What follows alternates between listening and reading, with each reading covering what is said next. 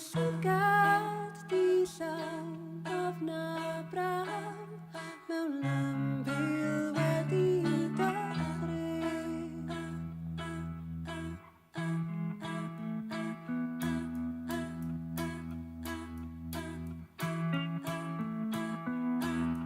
I chicio hi llawr ei thaflid mewn i cerbyd ei gwyneb bach yn pwyso'n dyn yn styc tu ôl i'r gwyrdyr.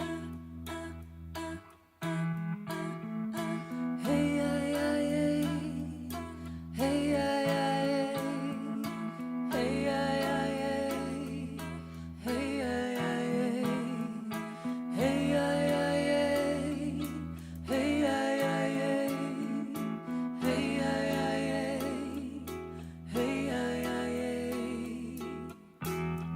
I llusgo trwy'r llwch coch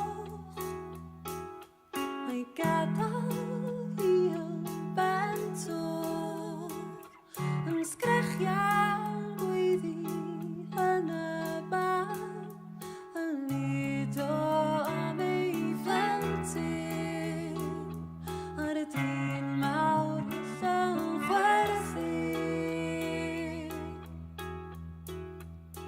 Mae